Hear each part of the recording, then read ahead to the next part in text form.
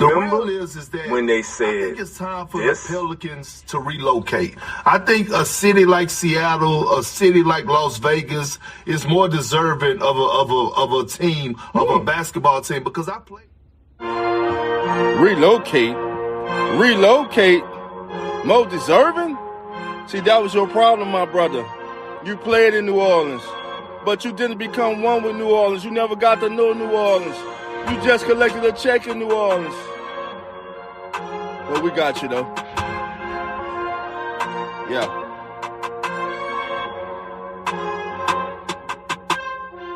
Yeah, them haters clap. Now we clapping back. Check them standings out. We one of the best. We know the build.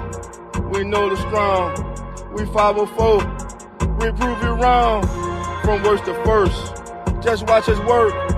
We won't bow down. You hating still. We turned around. So what's the deal? We Pelican Nation. New Orleans proud. New Orleans proud. It's Pelican Nation. New Orleans proud. It's Pelican Nation. Yeah. Watch your mouth when you speak about us. Because you don't know about us.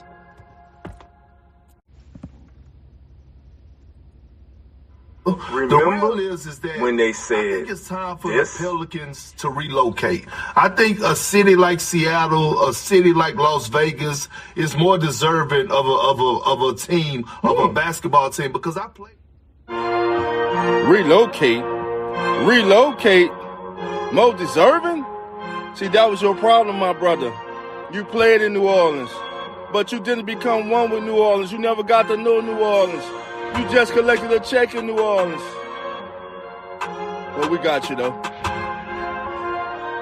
Yeah.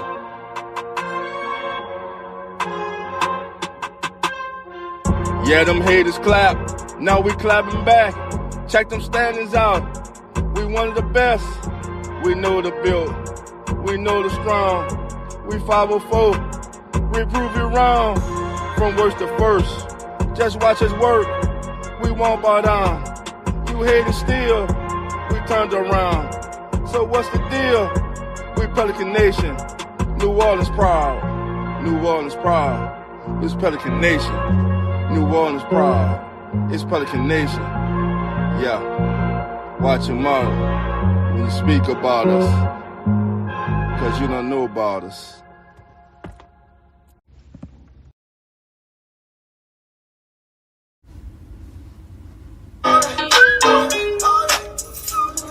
Keeping it real, who that sports pod, legendary coach Rock, Dog 17. Let's rock. Who that? Boss kick, black and gold. Let's go. First and goal from the one. Best believe we go punch. Punching in, get them punch. With them Saints, watch us march. Down the field, down your throat. Keeping it real, who that sports. Breaking news, interviews, open lines just for you. Call in, join in, Pale Nation, just win. B.I., Mount Zion, Coach Green, oh my, CJ, JV, Trick or Trade, Jose. Keep it real, baby. Keep it real, baby. Keep it real, baby. Keep it real, baby.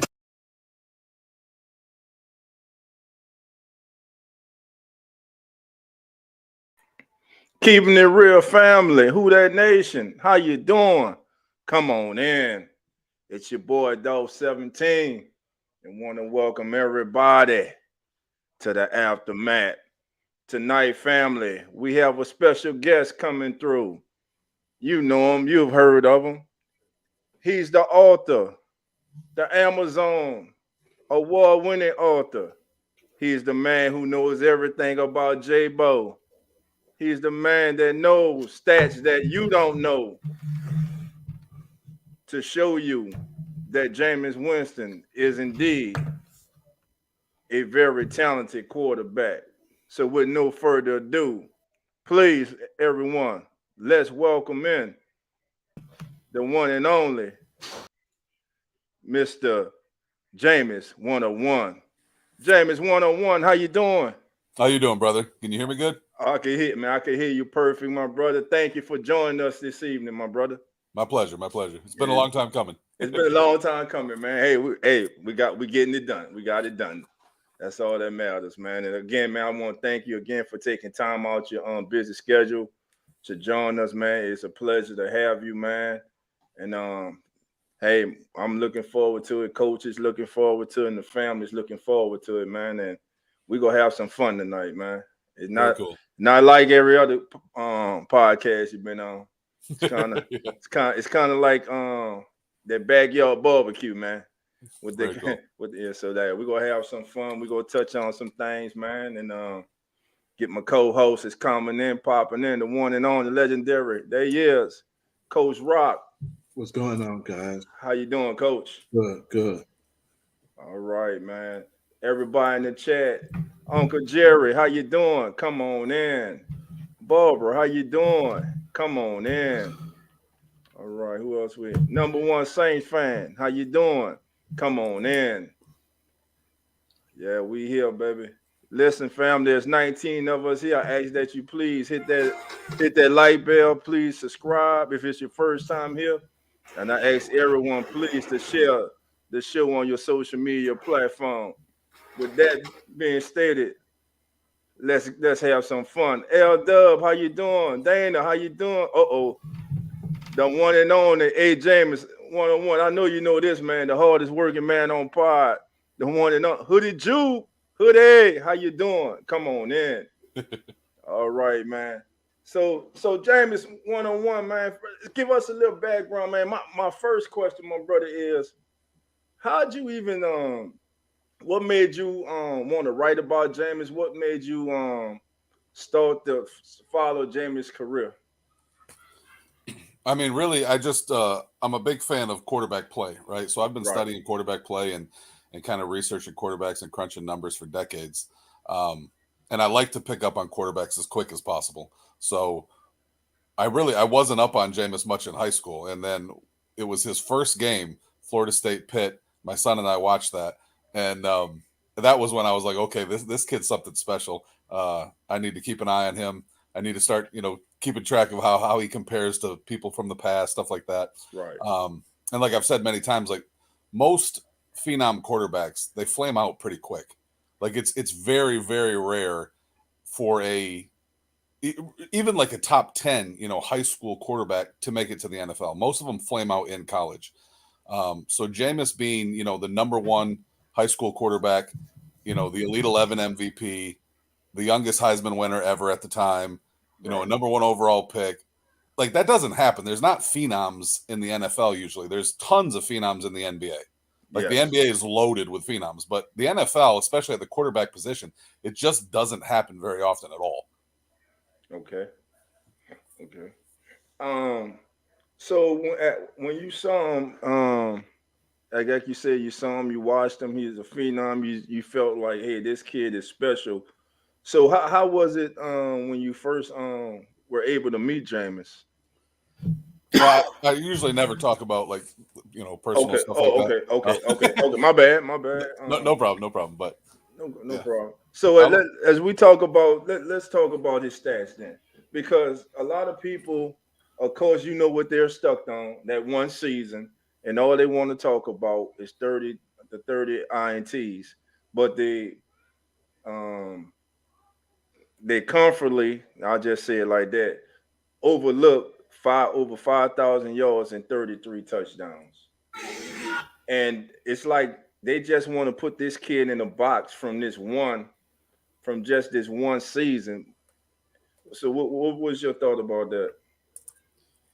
Well, yeah, I was having an interesting discussion the other day with a stats guy, and we were kind of laughing about it because most of the people that, you hear ripping Jameis, it's all like social media trolls and stuff like that. And they're extremely ignorant when it comes to quarterback play, quarterback evaluation, quarterback history, any of that stuff. That's why when I get in debates with people and stuff, generally speaking, they all run away quick because they realize it's over their head. Like they don't know the history. They don't know the data. They don't know any of this stuff. They just kind of, have subjective emotional opinions. Right. But what we were laughing about was people don't recognize, the different schemes and styles and systems that are in football. And a good way to think of it is cross-sport comparisons with basketball. Bruce Arians, his offense is comparable when you look in the NBA to a Mike D'Antoni offense, right? Okay. The turnovers are not prioritized. Scoring, yards is, moving the ball is. And so nobody was complaining when James Harden running the D'Antoni offense, for example, was leading the league in turnovers. Nobody cared, right? Because he was scoring a lot and getting a lot of assists, and he's in the MVP race. It didn't make any difference that he was, near the top of the league in turnovers. Same with Steve Nash, same with a lot of these guys. So it does depend on the style you play. If you're in a run-first offense and you're focused on, defense, or Dennis Allen this year seeming, to want to win games 13-9, turnovers are at an extreme premium, right? You don't want to turn the ball over. But when you're playing fast and furious, and literally your goal in every game is to just win shootouts, and that's what Jameis, the position that he was in from, say, 2016 through 2019 in Tampa, they put the ball in his hands and they said, win us a shootout, kid. Sling us to victory, right? He had no run game, and it was on him, and he knew the defense was probably going to give up 25 to 30 a game every single night. So when that's the case, yeah, I mean, the premium is on points. Go score as much as you possibly can. So it is the difference between looking at like a D'Antoni system and then looking at, like, for example, Phil Jackson with the triangle. A lot of the times when, even with Kobe and Shaq, like, their scoring numbers were low. Their defense was high. Like, it was a different system. D'Antoni comes in and turnovers don't matter. Field goal percentage didn't even matter anymore, right? Because they were getting threes instead of twos. So it doesn't really make any difference if you could shoot 50%, because shooting 35% is better on threes than 50% on twos, right? It's 0.7 points per possession instead of 0.5. So, but people don't understand stuff like that. They have a subjective opinion on Jameis, and then they just constantly push that forward. And it really doesn't matter what he does. I mean, we saw in 2021, he stepped in with Peyton. That was, it was a scaled back offense because they've had perhaps the worst receiving core in the NFL. Everything was scaled back. And what did Jameis do? He was second in the entire NFL in EPA to Rodgers.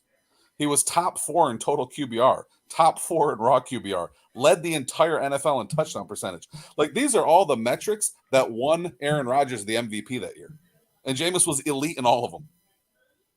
And that was an entirely new thing for him because it wasn't a vertical offense. It wasn't air it out. It wasn't win shootouts, kid. It was, play smart, play wise, don't turn the ball over, take your shots when you can. And he thrived, right? So he's one of the rare quarterbacks that have been in extremely varied systems and thrived in both. Okay. Coach, you got anything? No, I'm just listening, man. I'm like a sponge right now. I'm just trying to... So, as Barbara says, wherever Aaron goes, interceptions proliferate, which is true. And I think, like you say, it's just like in fighting, styles make fights. So it did matter what type of offense Jameis was in. So when Jameis comes to New Orleans, he plays for Peyton. He's excited to be here. He is a team he watched growing up. He always wanted to be here. He idolized Drew Brees, and now he had the chance to come and learn from Sean Payton and Drew Brees. He gets his chance last year, and like you just spoke of, I mean, he was lighting up. To me, he was on pace for a career year if he didn't get injured. I mean, and for what happened this year is, I think Jameis was set up for failure. After week 1, that full quarter, we saw what Jameis can do with a healthy Michael Thomas, Olave, Jarvis Landry, with all the Alvin Kamara, with all the weapons he had, and how the Saints, in just a blink of an eye, they can just score at will almost. It was scary. But little did we know, coming out that game, this kid had gotten 4 cracked vertebrae in his back. So my question is, as a head coach, if you know this young man is hurt like that, even though he wants to go out there against his former team, Tampa Bay, we understand all that. But you're the head coach. You make the final decision. Sometimes, as a coach, you have to save a player from himself. So my question to you is, do you feel like Dennis Allen and the New Orleans Saints set Jameis up for failure, or did they let him down? I mean, not going into the year. I know there's a lot of people that feel that way, and a lot of people think, I'm just totally anti Dennis Allen. I'm not. I think he's a great defensive coordinator, right? I think that's kind of like his calling in life. I think he proved he was an abysmal head coach this year, and in the previous 4 years he was in Oakland, right? Agreed. But I mean, Jameis wasn't set up to fail from the beginning, right? The beginning, Mickey Loomis had what I considered an absolutely magnificent 2-year plan, right? I mean, he went and got Olave and Penning rather than take a reach on a quarterback like Kenny Pickett, who had a terrible rookie year, absolutely terrible. Or Malik Willis, who again had a really bad rookie year and then wasn't even started at the end. They brought a guy in who was only there 17 days and played him. So Mickey Loomis used 2 first-round picks on non-quarterbacks to support Jameis. He even traded away his first-round pick this year, which is a deep quarterback draft, and I know a lot of Saints are mad about now because of the way things turned out. I understand that. But Loomis did that so that he could make sure he got Olave and got a new left tackle in Penning. So Mickey had a full 2-year plan where everything was going to be on Jameis for 2 years.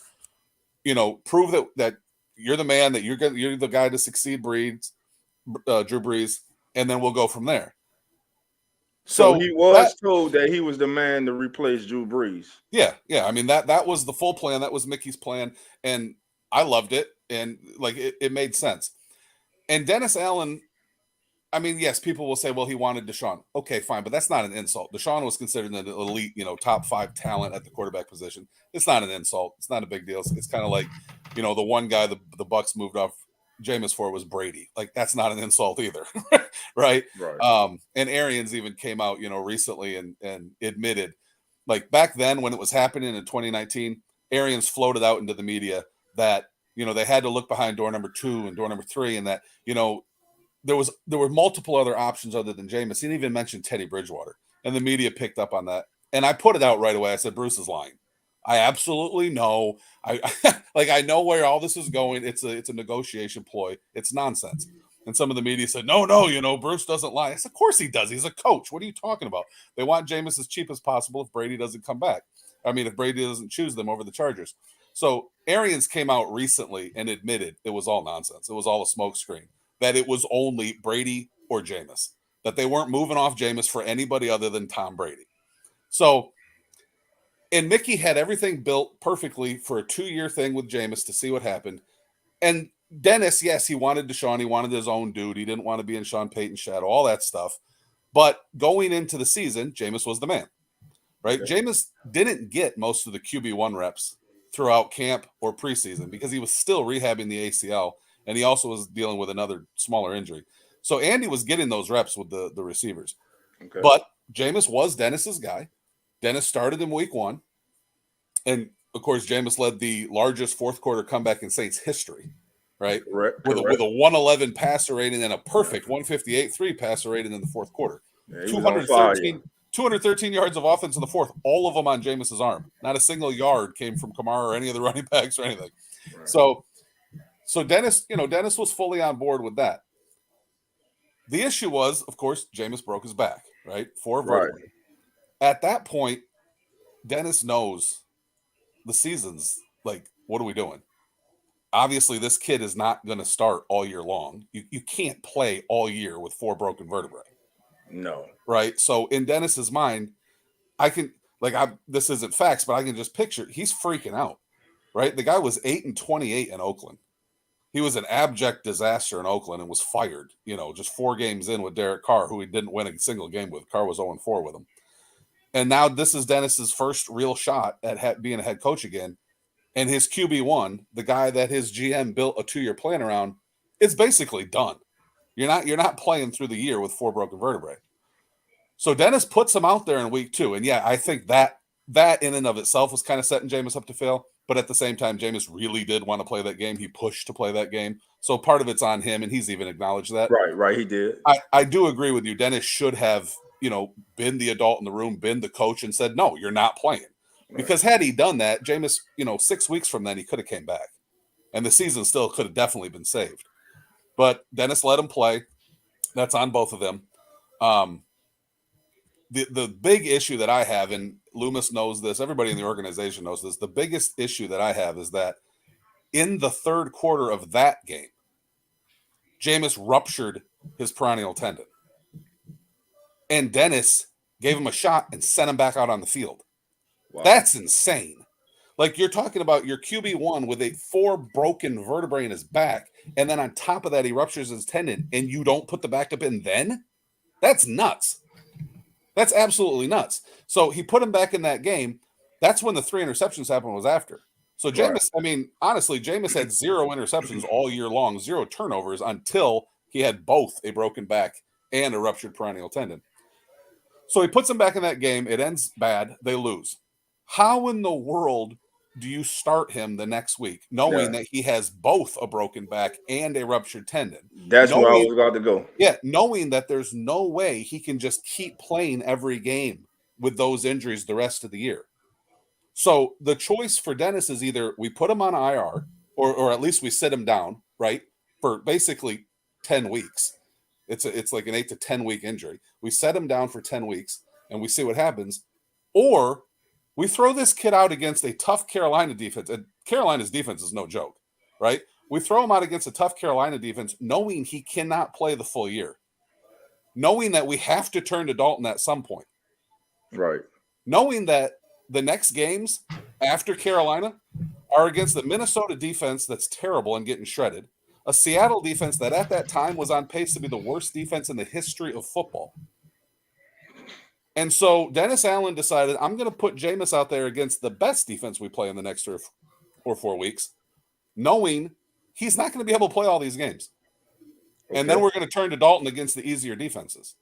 And this is why a lot of people, inside Jameis's camp and even just in the Saints fan base think something was fishy about that, is because the whole, everybody knew you can't play this kid the whole year on a broken back and a ruptured peroneal tendon. So why are you choosing to play him against the toughest defense they're going to face in the next few weeks? Right. And then give Andy the weak stretch of games against weak defenses when you could give him the rest right now? And they didn't do that. And then on top of that, to kind of string him along and have him come to London, flying the plane when he should have just been rehabbing and resting. Like, yeah, I mean, that's where it gets a little bit, in my view, like unethical, right? Leadership, to me, that's a lack of leadership from the head coach. Yeah, and I think I honestly think, like, I sympathize with Dennis too. Like, I don't hate the guy. I love the guy. I don't hate him, but I don't sympathize with him because that was a week. Yeah, I think that he knew smoke. We're not going to have Jameis this year. It's possible we have him for a game here and maybe a couple games at the end of the year, but it's done. This is now going to have to be Andy's team. And so what's the best way to set up Andy for success at that point? Mm-hmm. It's to make Jameis play on a broken back and with a ruptured tendon against the tough defense, the Panthers, and then to give Andy the easy defenses. Give him a slate of games where it's nice and easy for him. We can go run first. We can do this. And that's exactly what they did. That's exactly what they did. I get it, because at that point, Dennis knows Jameis is done. So I get it. Like, he's trying to save his own job, and he's trying to protect himself, and he's trying to do what he thinks is best. And what he thinks is best is, I've got to make Andy look as good as possible to the team. And the best way to do that is not to throw him in against Carolina. It's to give him a week to get ready and get him up against an easier defense in Minnesota, and then an extremely easy defense in Seattle. So you throw him out. You throw Jameis out there against an extremely good defense with 4 cracked vertebrae and a stress fracture in his foot, just to save face for Andy Dalton the next week. I don't know how. Yeah, and I mean, I think DA kind of would have to spin it that way, because, see, DA is kind of a buffoon behind the podium, right? Like, he's a genius defensive coordinator, but behind the podium, he doesn't know how to answer questions, and he gets himself all sort of discombobulated and answers things very strangely. And DA kind of would have to say what I'm saying, because the alternative doesn't make any sense. Because later on, he told people, well, he flat out lied and said Jameis was healthy when he wasn't. And then he told people that we're going with Andy as an offensive decision. Okay, the problem with that is, dude, you chose to start Jameis knowing that Jameis had a broken back and a ruptured peroneal tendon over a 100% healthy Andy Dalton. So there's no way that you can spin it later on that, well, we think a healthy Andy gives us a better chance than a healthy Jameis. That just makes you a complete moron in the beginning of the year then. When you thought that a broken-backed, ruptured tendon Jameis gave you a better chance than Andy, that doesn't make any sense. None. Wow. So, Coach, you got anything? Nah, I guess the only question I would ask, so with all that being said,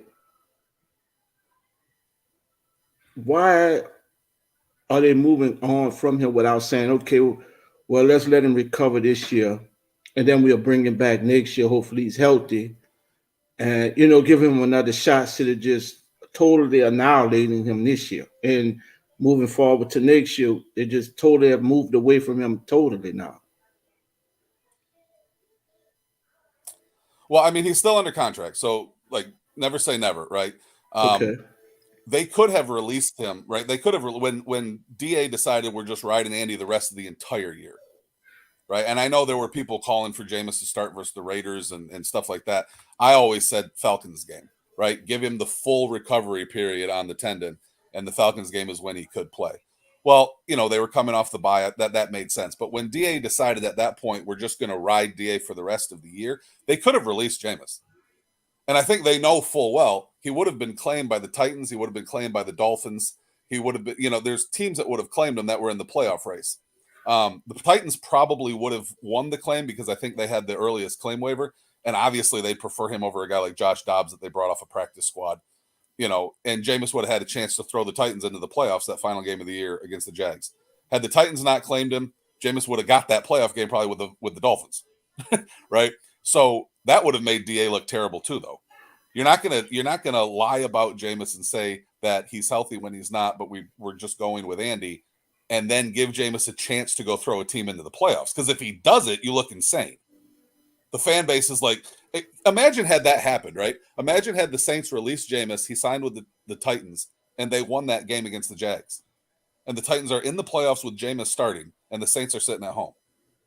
The fan base would have immediately, everybody would have been calling for DA to get fired. And he actually may have got fired. Because then how does the brass even make that work? Like the dude that we planned for 2 years to build around, he got rid of, and that dude's in the playoffs, and we're not. Like that really may have got DA fired. So, I was talking with Underhill and some other guys, and I told them the only solution, the only thing that works for DA is to win or lose with Dalton. Even a loss with Dalton looks better than a win with Winston. Because if you turn back to Jameis after that Bucs loss, after the season's over, and Jameis wins you a game, like they knew Jameis or Dalton could win that Falcons game. Not a big deal, right? But have you won that game with Jameis? What is the narrative? You moron, why didn't you start him versus Tampa? Why didn't you start him versus the Niners when we were shut out? We only gave up 13 points and we lost. Why didn't you? So it didn't make any sense. Dennis has to keep his job security has to be his number one issue, right? That's everybody's. Nobody wants to get fired. Dennis isn't in the profession of making Jameis look good. He's in the profession of keeping his job and keeping his paycheck. So I understand it from that perspective. It's just a sad situation. And as far as moving forward, the old adage, like you replace who you can replace. Like if you can upgrade. And I say that about the coach too, right? Like if you can upgrade a coach. I'm shocked that the Chargers are not moving off Staley for Sean Payton. That's mind-blowing to me.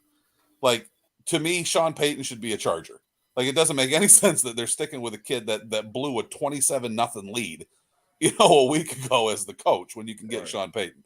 So, and the same with the Saints. If you can upgrade from DA, I would say do it. And I think that's the way that they'll look at Jameis. If you can upgrade, do it. So people saying that it's a guarantee Jameis is gone, I wouldn't say that. I definitely wouldn't say it's a guarantee he's back.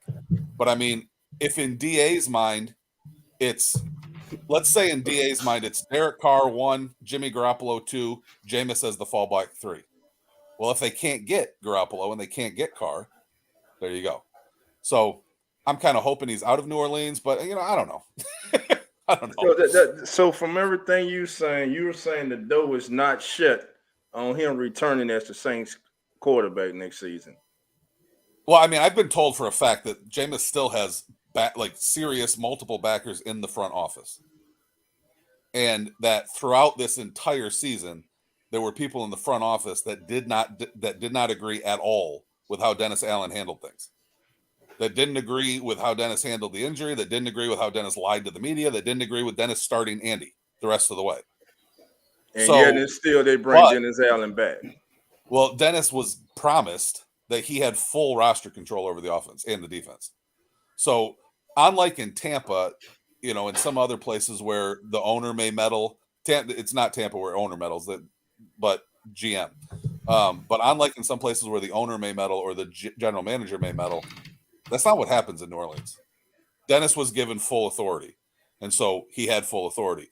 He may have been getting pushback from some of the brass saying, we want Jameis to start. What are you doing? But he had full authority. They weren't going to force him to do anything.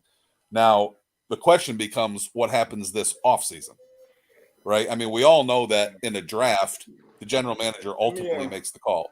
And there are times when Right. Let me ask you this though, before you go into that, because this is you're breaking some very you breaking news right now. And so if the brass had a problem, if some of the brass, I don't know if you can say or not, or if you want to say or not, will some of that brass happen to be the GM? If you can't say, I understand. I don't want to put anybody on the bus, but I will say that it was brass. Yeah. I got you. Now, so they gave Dennis Allen complete, as the head coach, you're supposed to have complete control over the entire team. But as a head coach, you delegate, you let your assistant coaches do what they're paid to do, coach their various positions. So there are rumors going around that Dennis Allen kind of had his hands in maybe a little too much on the offense of Pete Carmichael. So my thinking is, and I'm just asking because I maybe you can say it or maybe you can't. Was there like a what's the word I'm looking for? Like a tug of war between Carmichael and Dennis, meaning that there came a time when Carmichael wanted to go back to Jameis, and Dennis just wanted to stick with Andy. Well, I can absolutely say they tried to turn back to Jameis. They offered to bench Andy and start Jameis before Jameis was healthy, though. And that's what I'm talking about. Like the whole narrative that has been put out by the media, and it's based on Dennis's own claims. It's all nonsense, because Dennis's claims is that Jameis was healthy. Now everybody knows that was a lie. And then that we decided to go with Andy as an offensive decision, and we just liked what he was doing all year long, and we stuck with him. That's also a lie, because they did try to turn back to Jameis and bench Andy, but they knew Jameis still wasn't healthy. So it was like a kind of like a fake offer.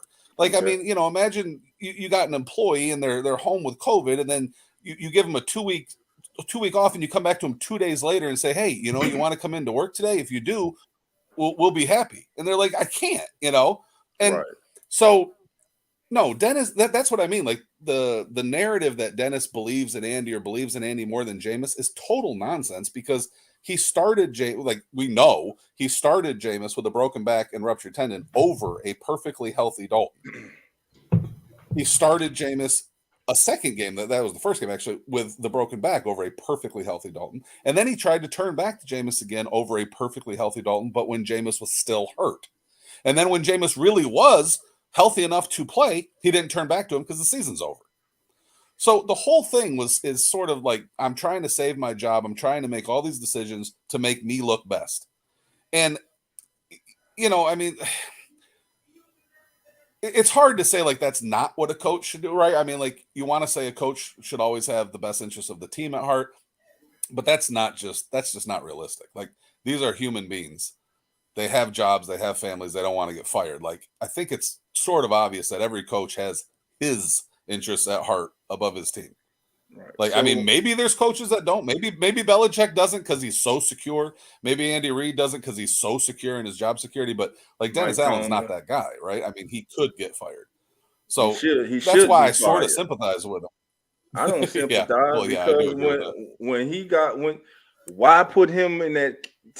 Everything you say, but nothing clarifies or nothing is an excuse for him as the head coach to put that kid in that Carolina game. I don't care what they trying to do for Andy Dalton to let him go up against a more easier defense. Hell, you could have played Taysom Hill at quarterback for that game. You didn't have to put Jameis out there then.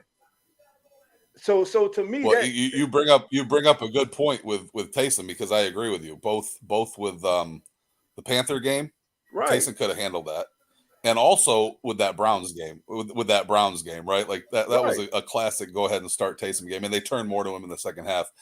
But again, Dennis made it clear in the offseason, Taysom's not a quarterback at all. I don't agree with Sean. Taysom's not a quarterback at all. We're moving him to tight end.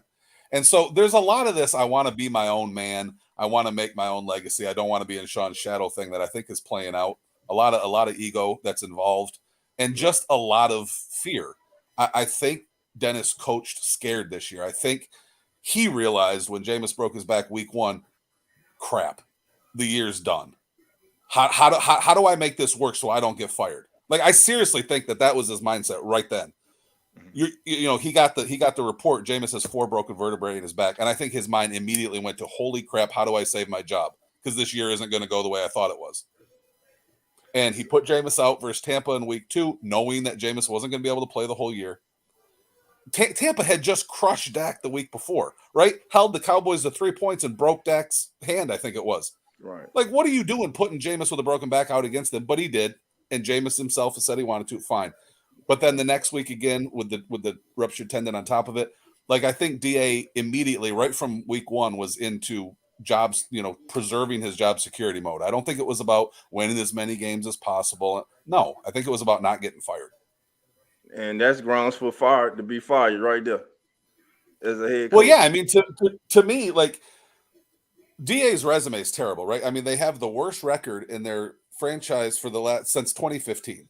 Yep. Or actually, I think it's since 2005. It's Yeah. in like 17 years. It's their worst record. They had their first shutout in like 333 games. Yeah. They lost a game when they had like a 99.8% win percentage. I mean, like, this was a disaster just from a coaching perspective.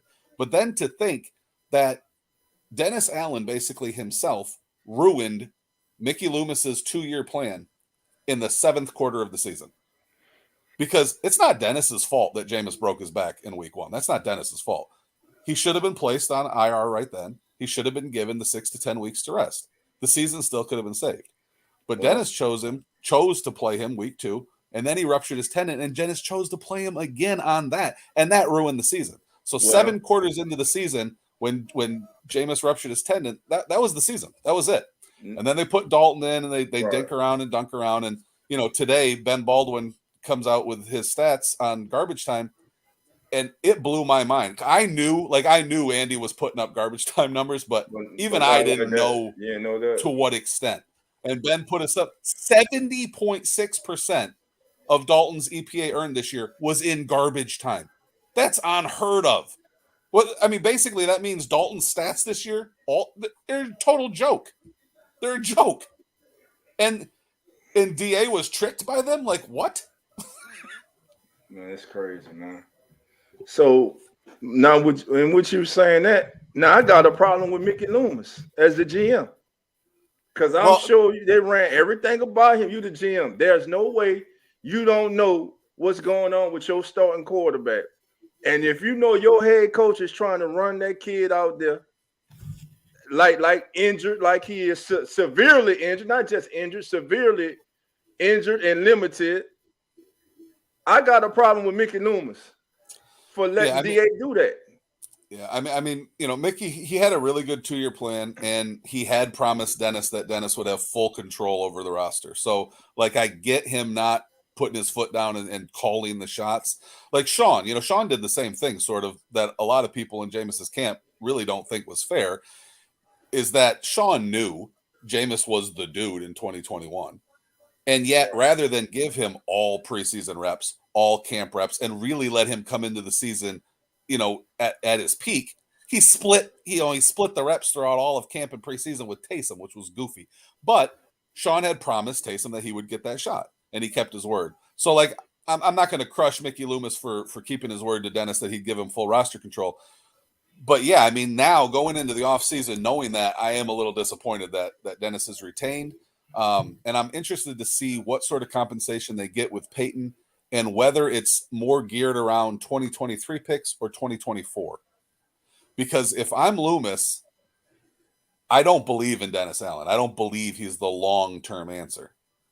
And I also don't think, some pick in the 20s or something this year is going to land me a franchise quarterback. And even if it would, I wouldn't want Dennis Allen to be the coach for that franchise quarterback. So I personally, if I was Mickey Loomis, I would rather have a 2024 first than a 2023.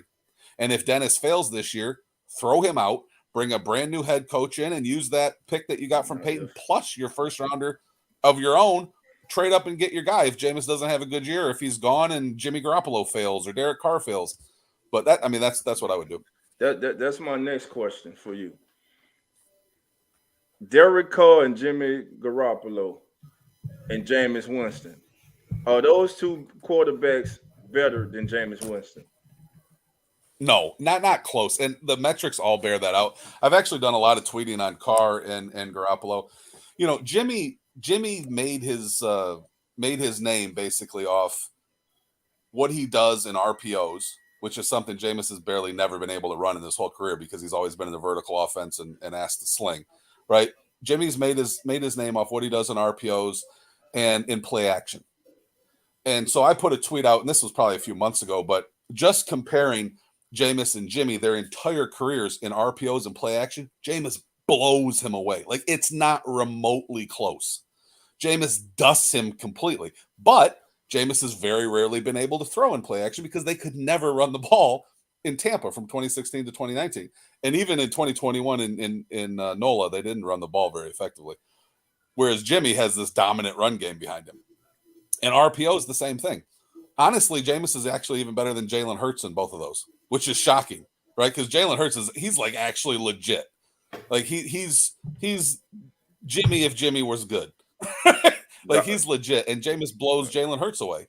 So you don't think Jimmy Garoppolo is a good quarterback? I think he's average. I mean, like, I don't think he's bad, but he, like, Jim. Okay, put it this: Jimmy's an extremely marginal talent.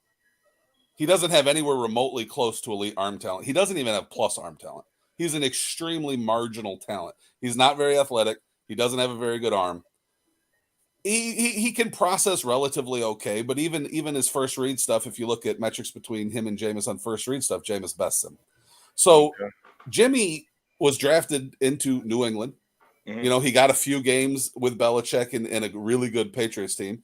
He then went to Kyle Shanahan. Like, Jimmy's never been in a situation where they just handed him the ball and said sling.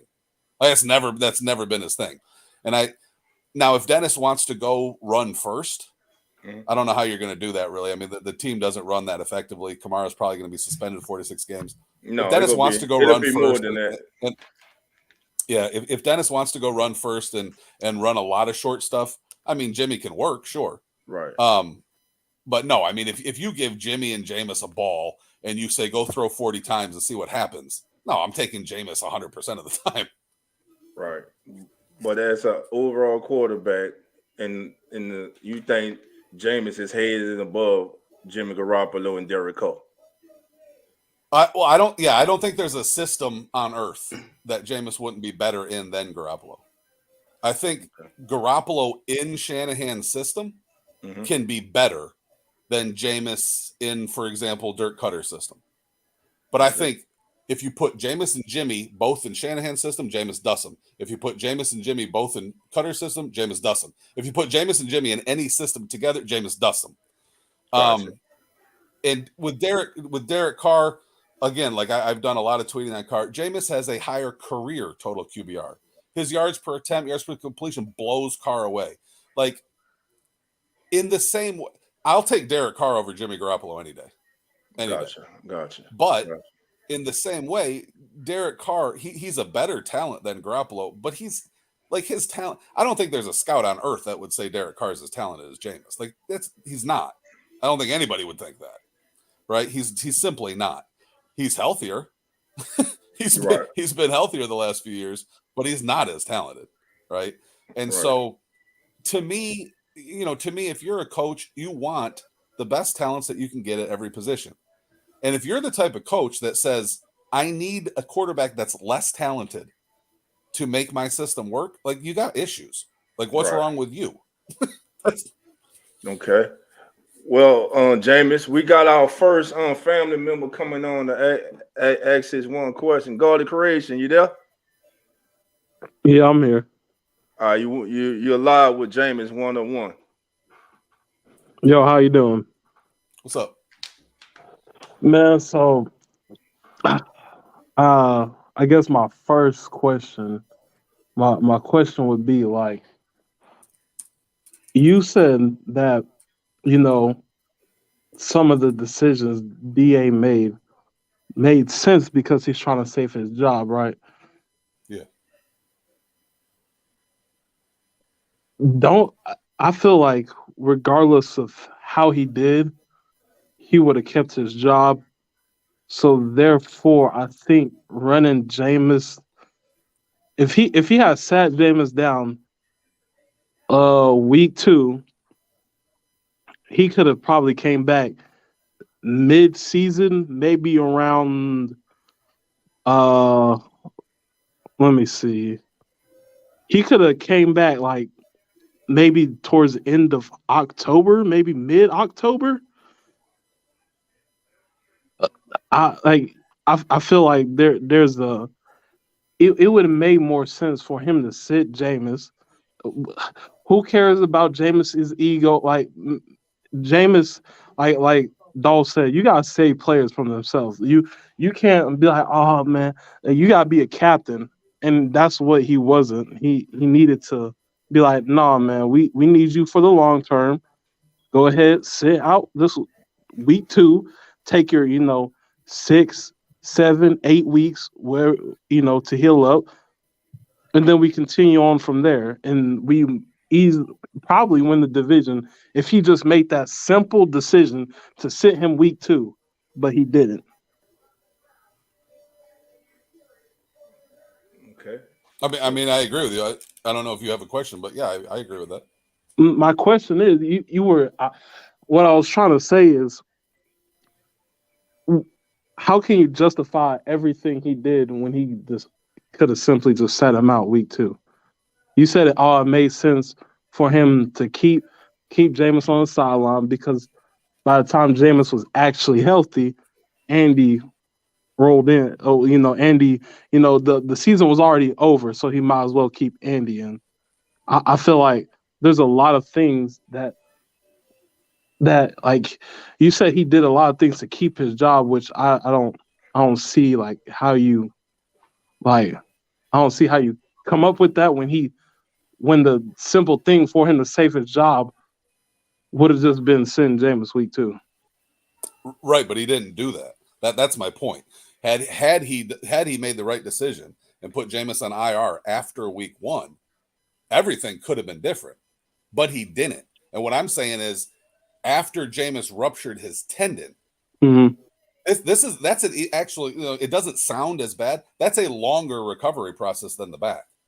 Right. So a lot of people don't understand that, or they don't realize that. So when DA made the bad decision to start Jameis versus Tampa, and then he ruptured his tendon in the 3rd quarter, at that point, Jameis is done. Like, he's done. He's not coming back until after the bye versus the Falcons. That's when he's coming back. He's done. So at that point, the season's done. Like, unless Dalton does really good. And how do you make it so that Dalton does really good? You give him some easy games first. Like, you see this all the time with coaches, especially with rookies, right? You'll see them, and fans will be screaming for a rookie to start. Like, for example, Pickett with Trubisky or stuff like that. They'll be screaming for a rookie to start. And you'll see coaches hold and hold and hold and hold. And they'll wait for a good game. They'll wait till they can give their quarterback a game where he'll look good in. And that's what I'm saying is, DA, yeah, he should have put Jameis on IR after week 1. He should have put Jameis on IR after week 2. Because he knew then It's done. He's got a broken back and a ruptured tendon. But what did DA actually do? He did something to save himself, to make himself look better. He gave Jameis the difficult game versus Carolina, knowing he can't play the whole year. And he gave Andy an easier game and a slate of games against terrible defenses. Terrible. Okay. That was your question, Guard Creation? Yeah, that was all because I was just wondering. It's like, he just had one. It seemed like it was just an easy job. Rest him week 2, and we're fine. Right. The coaches don't care about the players; care about themselves. I mean, you could look at the situation with Tua in Miami. The kid had a concussion. They still trying to put the kid out there. Then they were lying about it wasn't a concussion. They called it another injury. So, I mean, coaches always looking to save themselves. And I think Jameis one-on-one stated that it's more about them, their security than most of the time than the player. Right. And I get that. I was just saying, like, you kind of secure as a coach, you also secure yourself with resting Jameis week 2. I feel like, like obviously he's gonna make the decision that saves his job, but having your main guy who was clearly better than your backup also saves your job, if not secures your job. All right. Okay, well, so I'll say one other thing that I didn't mention earlier, and I think everybody will kind of get this because they're real Saints fans. Had that week 2 game not been against Tampa and the week 3 game not been against Carolina, had those been, say, Seattle and the Raiders or the Cardinals or, Vikings, I think DA may have made a different decision. Those were division games. And DA really thought, we need our best quarterback, Jameis. Let's get him, hopefully, even with a broken back, he can win us this Tampa game. And then the next week, hopefully, even with a broken back and a ruptured tendon, he can get this Carolina game. And then we'll hand it over to Andy for the easy slate of non-division opponents. So, and that goes to just more proof that the narrative DA then spun later that, Jameis is healthy, we're just going with Andy, and we really like what Andy's doing, was all nonsense. Because DA really did think that Jameis with a broken back and ruptured tendon gave him a better chance to win than 100% healthy Dalton. Like the media never really pinned DA down on that, but they could have. They could have. Yeah. Like I could ask DA a series of 3 to 5 questions that would probably have him swearing and running off the podium. Like, and the media never did that to him. Right. So. All right, Demetrius, you up, my brother? How y'all doing today? How you doing? Okay. Mr. Jameis, I have a 2-part question. When Jameis did the interview with Underhill and Mike Triplett, did that cause a fraction in a relationship with him and DA? And would Jameis even consider coming back to New Orleans? Because I wouldn't come back if I were him, but would he even consider it? Or do you have any idea of what his mind frame would be going into next year? I mean, I definitely can't speak for DA as far as his mindset now. Jameis is a weird dude. Like, he's extremely loyal. Like, and I've said this many times about him going back to Tampa. He's loyal to a fault. Like, what he allowed Tampa to do to him is weird. Like, I wouldn't have done it. And I mean, like, I'm an Orthodox Christian theologian and I love everybody and I hope God's will is done in everybody's life. I would have been furious. Like, I would not have let Tampa treat me that way. Like, he took bullets for the GM and the organization there that he just never, like, he didn't have to do that. And then he let them just string him along in 2020 free agency and mess with him and, didn't entertain offers and stuff. And, like, he's really loyal. So if I had to guess, like, okay, so for example, I don't know how many people know this, but Troy Aikman was going to demand a trade from the Cowboys. Troy Aikman got hurt. I believe this was the 91 season. He got hurt, and Jimmy Johnson went to Steve Burloin, his backup. Troy then got fully healthy and wanted to play, and Jimmy Johnson said, no, I'm sticking with Steve Burloin. Like, that's insane, but that was the decision. They even made the playoffs that year with Burloin, and Troy said, I want to play the playoff game. And Jimmy Johnson said, no, we're sticking with Steve Burloin. And, of course, they got knocked out. So Aikman was going to demand a trade, and Aikman has talked about this. He was going to demand a trade. And he went into Jimmy Johnson's office with the desire to demand a trade. And Jimmy told him, basically, my fault. You're my guy. We're rolling forward with you. So for all I know, DA could do that. Or again, like DA could have Carr 1, Garoppolo 2, Jameis 3, and not be able to get the first 2. And he could say, my bad, Jameis, we're rolling with you. Because one thing I'll say about Jameis is, like, I've never really met anybody that played with him, never even heard of anybody that has played with him or coached him that doesn't love the kid. Like, he's just got that type of personality. Like, all the players ride with him. All the coaches love him. Arians, was furious when he found out Jameis got hurt. Arians now, 3 years later, is talking up Jameis and giving an interview saying how it was only Brady that they would have moved off. Like, people love Jameis. So if Dennis Allen has a problem with Jameis, I'd ask Dennis Allen to look into his soul and see what's wrong with him. Because Jameis is just a good dude. Right? So, and then as far as Jameis is concerned, like I said, he's kind of weird. And as far as being loyal. And also with money. Like, I mean, he turned down more money in 2020 to sign with the Saints on basically the league minimum. He turned down more money the next year to re-sign with the Saints. So, I don't know. I definitely wouldn't say that Jameis just would refuse. I mean, I don't think there's a fracture with the front office. I think that DA did some things that, Jameis's team wishes wouldn't have been done. Unethical. But I mean, it happens, and I don't know. I don't think it's impossible to see Jameis back as QB1 next year. Okay. But I also don't think it's impossible that he's not. So. That he's not. All right. So let me ask you this. Let's say Jameis does leave. What is the percentage you'll give Jameis going back to Tampa Bay, re-signing with Tampa? Because I've been hearing noise about that possibly being an option. Yeah, well, I mean, Chris Godwin and Mike Evans are the leaders on offense, and I think both would push heavily for Jameis. Like, if Brady isn't back, if Brady leaves, I think both of those guys would push heavily, get Jameis back. Arians still so I talked with some people inside the Bucs organization. I heard from them, and Bruce doesn't have the influence, I guess, that I was sort of led to believe he does, but because Bruce didn't want Byron fired, from what I understand, and he was. So I don't know whether that was I have no connections whatsoever to Brady, so I don't know whether that was a Brady power play. I don't know whether that was simply sort of a mutual decision. I don't know what that was, but. So I would say that, had Byron been retained and Clyde Christensen not retired, because both those guys love Jameis. Had they both stayed in Tampa, I would say Jameis back to the Bucs makes a ton of sense. With them gone, like, I still think Chris and Mike would push heavily to bring Jameis back. And I think Arians in the front office would push heavily to bring Jameis back. Like, they're, they might prefer Brady, but if Brady's gone, I don't know that they prefer, somebody else. Okay. I don't think they're going to prefer Wentz or Mayfield or Darnold or any of these guys.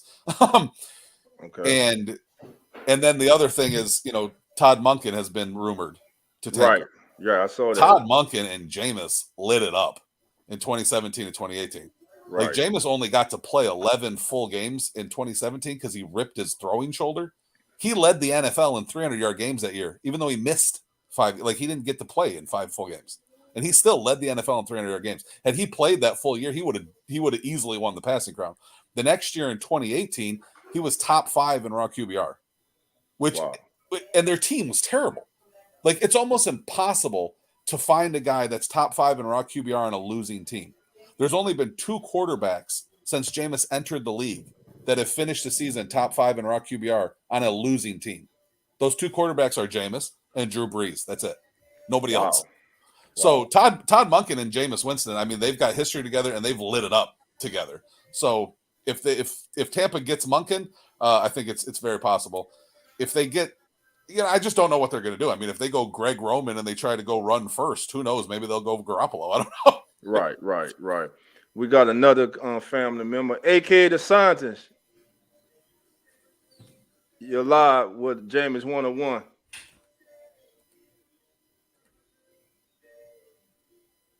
AK, you hear us? All right, he'll come back when you're. All right, let's move on then. So with that, let's let's transition right quick to AKA's ready. He comes back in. Let's talk a little NBA. So tonight the Pelicans go down 123 to 110. Now this is a horrible loss. Tonight's loss to the Orlando Magic, 123 to 110. I didn't see the game, but I was following it. And I know the Pelicans blew a third. They went into the fourth, I believe, up by 3, and just felt the port down the stretch. And the Magic get the win, 123 to 110. The Pelicans are now 26 and 20. Orlando improves to 17 and 28. Another final. It was the Atlanta Hawks defeating the New York Knicks 139 to 124. The Knicks were led by Julius Randle with 32. He also led them with rebounds with 9, and Jalen Brunson had 9 assists. Okay, AKA, you back? Let's see. AKA, you back? Can you hear us? Can you hear me? Yeah, we can hear you. You're live with Jameis 101. Hey, how you doing, Jameis 101? How you doing? Yes. Okay, let me close this other window of the stream I got up real quick. I'm so sorry about that, y'all. I got a new phone and it's kind of giving me problems. I'm sorry about that. No problem. All right, so Jameis 101. I really was a big fan of Jameis Winston, and I was really high on him, but I know what you're saying. He got the most highest QBR rating in as a losing team, but I think that has a lot to do with him, the coverage lightening up in garbage time, because that's kind of what it seemed like versus Atlanta, that when they started playing more of a prevent type defense, he was able to open up the passing game. So how much do you think does the like a prevent type defense come into effect with his numbers as on a losing team?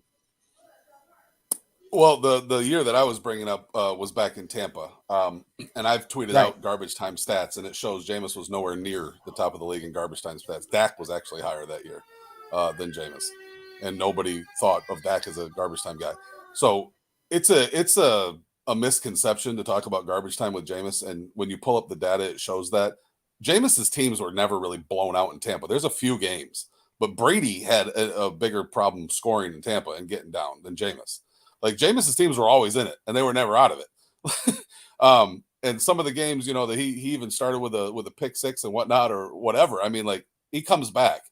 So just again, like I've tweeted them out before. I don't have them in front of me right now, but I've tweeted out many of the garbage time stats, and they don't show Jameis anywhere near the top. As far as this year versus Atlanta, I mean, whatever way you want to slice it, he pulled off the biggest fourth quarter comeback in Saints history, something even Drew never did. And he finished that game with a 111 passer rating, which is elite. And that's the only healthy start we saw him in all year.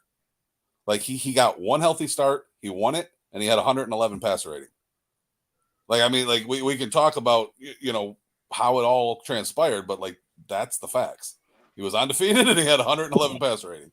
And then if you look at the year before, right, he was 5-2. He was number 2 in the NFL to the MVP in EPA. Number 2 to the NFL MVP and adjusted EPA, correct? So when you look at just his healthy starts, he's 6-2 with elite metrics. Like, so, yeah. What I've tweeted to like Underhill and Triplett, and for example, like when they talk about quarterback, and I love both those guys, just so nobody gets that twisted. But when they talk about like, what do we do for quarterback? And I said, just can anybody name a gettable quarterback, right? A free agent quarterback, a gettable quarterback that has a 750 win percentage or anywhere near that in his healthy games the last 2 years with elite metrics, let alone one that's 29 years old and is considered an elite arm talent. Like that dude doesn't exist unless his name's Jameis Winston.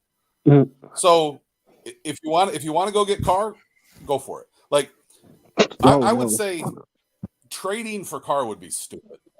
Like, don't trade for him. Like, if he's cut, that's one thing. But trading for Carr when you just have Jameis on a 1 year, whatever it is, $15.8 or $15.6 million deal, like that's nuts. Derek Carr is probably going to want $30 million, and he's not as talented as Jameis.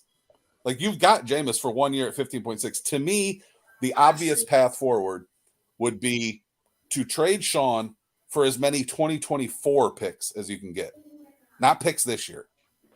Because if I'm Loomis, I just don't trust Dennis Allen. And maybe I don't trust Jameis's injury history. Right? If I'm Loomis, I'm playing my cards safe. And so I'm trading Sean Payton for the most 2024 picks I can get. I'm telling Dennis, I'm tired of your idiocy, how you handled Jameis. You got 1 year together. I'm not trading for Carr. I'm not giving Jimmy G $30 million. I got Jameis on a 1 year, $15.6 million deal. You got a year to make it work. If you don't make it work, you're gone. And I'm using the picks I got from Sean, and I'm using my own pick, and I'm letting Jameis go, and I'm moving up, and I'm drafting the best quarterback available. Like that honestly would be my play. Excuse me, Mr. 101. I do have another question though, because I seen you making the point about how Dennis Allen was trying to force Jameis to play. But I remember Jameis in the interview where he was talking about his soul was hurt, that he was apologizing for, I think, starting in at least the Panthers game, because he said that he should have sat it down. How much responsibility would you give Jameis Winston for forcing his way into the starting lineup, so to speak, in some of these games where he knew he was injured? Well, it was the Tampa game. But, yeah, I mean, like I've already talked about that earlier. I mean, you can say it's 50-50 on that. But who's the captain of the ship? Because it's not the quarterback. And it's not Pete. Well, it's not when Sean Payton was here, it was a duo. Drew Brees and Sean Payton was like a duo where they worked together. So I'm pretty sure Dennis Allen leaned a lot upon Jameis's insight as to what to do. Well, I honestly don't believe that Sean and Drew made decisions. Sean ran the ship. Even Sean ran the ship over Mickey. Like I've been told that directly, that Mickey did not interfere with Sean at all, and we're talking for over a decade. Like Sean was the Sean was the captain of the ship, and then when you say that, even if Sean and Drew made decisions together, like Sean and Drew isn't DA and Jameis. Like Sean and Drew had a decade plus together. DA and Jameis, this is their first year together, and DA came into the season as an 8-28 joke of a head coach. But you said, right? So you said it was a 50-50, right? So you can't just sit there. I said if I had to assign like blame on who played the Tampa game. Yeah, I mean, Jameis already admitted he really wanted to play, and so he took responsibility. I still think that the coach is the coach. Like if my little kid wants to go play in the street, and I say, well, I'm like, come on, the coach is the coach. That's not a good comparison though. As a little kid, Jameis is your starting quarterback. Of course, I would ride with my quarterback if he say he could play. No, I do understand what you're saying. With four broken vertebrae, I think it's insane. Yeah, that was a weak decision by Dennis Allen. That was a weak decision. So he should have went with Andy. Yeah, he should have went. He should have went with Andy. Man, have you even sprung your back before? So think about. No, I'm not talking about the injury, but I know Jameis. I could see Jameis trying to get his way onto that field. I don't, man. Listen, I'm the head coach. Jameis, I'm the head coach. I got an 28 record as a head coach or whatever. My starting quarterback, who the whole season is riding on, just got hurt in the first game. He was able to finish it. I bought Andy Dalton in, a proven veteran and leader, just for this kind of situation. DA should have set Jameis down week 2. I know you want to play against Tampa, but you're not healthy enough. You do not give us our best chance to win. They should have went out there with Andy Dalton from week 2 until Jameis Winston was healthy enough to go back out there on the field. So I understand what Jameis 101 is saying is true. It's 50-50. Jameis forced his way to go out there, but as the leader, Dennis Allen should not have allowed him to go out there. So as a leader, it's on the leadership, right? Yeah, your head coach. Okay. It's on your head coach. And also, let me just ask you a question real quick. So what do you make of the fact then that Dennis Allen believes Jameis with a broke back and ruptured tendon gives us a better chance to win than a 100% healthy Andy Dalton? And then later on during the year, no, man, we rolling with Dalton. He did nothing but put up garbage time stats. He did nothing but beat trash teams, and the two of the wins were on the back of Taysom going nuts. No, I want no trash teams. We beat good teams. What good team? When? The Eagles? Seattle, I'm trying to find playoff out. team. Seattle was terrible when you guys beat them. Terrible. They were on pace to have the worst defense. But they wasn't horrible though. They're not horrible though. Their defense was on pace to have the worst defense in the history of football when the Saints beat them. All in all, they made the playoffs though. So that's still a playoff team we beat. That's still a playoff team we beat though. You saying at the time we played them? That's what he's saying. What about Cincinnati right, though? And I'm also talking about points on Cincinnati. Who put up points? Andy Dalton? It's Rashid Shaheed. Rashid Shaheed. Oh, you lost me. You lost. So you're saying Rashid Shaheed. So I mean, of course, it's a team game, but he was starting those games though. We put up points on good teams. It wasn't. I'm just trying to say it wasn't horrible teams that we was playing. We was playing playoff teams, and we put up a fight versus playoff teams with Andy Dalton starting. The last 8 games of the season, we beat the number 1 seed in NFC. The last 8 games of the season, without their quarterback. How many points did the Saints average the last 8 games of the season? Well, about 19. How many did the defense give up a game the last 8 games of the season? About 21. Now, the defense gave up 19. The offense was averaging 13, and they couldn't. Yeah, the last six games of the season, I think the Saints averaged 12.3 points a game. 12.3. And honestly, like this whole discussion, and I've had it with media in New Orleans, is that the Dennis Allen proved me right the final game of the year. like he absolutely proved everything I had been saying all year long was right about the motivations and all of it, because they were eliminated. They had nothing to play for. Your only quarterback under contract going into next year is Jameis. Loomis built the offense for Jameis. Their whole offense is geared around the receiving threats. They're all vertical. Olave's a vertical threat. Shaheed's a vertical threat. Juwan's a vertical threat. That offense is built for an elite arm talent quarterback. And that last game of the year, with nothing on the line, nothing to play for, he still didn't start Jameis. Why? Had Jameis played well in that game, what's the narrative? Dennis, you moron, why didn't you start him against San Francisco and Tampa when we could have saved our season? Yep, that's the narrative. Yep. Yeah. You're right. And so it literally was better for Dennis's job security to lose with Andy that final game than to win with Jameis. You're missing the playoffs either way. But only one of those situations do you look like an idiot for not starting Jameis earlier. Right. Well, I got a question though. So you said the narrative, if he would have stuck Jameson last week against the Panthers, Jameis would have won. It'd have made him look like an idiot. Well, was he even healthy around the time we played the 49ers? He wanted to play the 49er game. He wanted to play the Bucs game. Yeah, now, well, he wanted to play every game. No. He wanted to play every game. No. Right, but was he 100%? No. But, I mean, Jameis would go out there and play on one leg. Jameis would go out there and play blind. He did it in Tampa for 4 years, right? Like, that's who Jameis is. But what I'm saying is he literally felt like he was absolutely healthy enough to give them the best chance to win against the Niners and the Bucs. I mean, with the narrative, those 2 games were blown. Like the Niners, they didn't score a single point, and they held them to 13. That game was so winnable.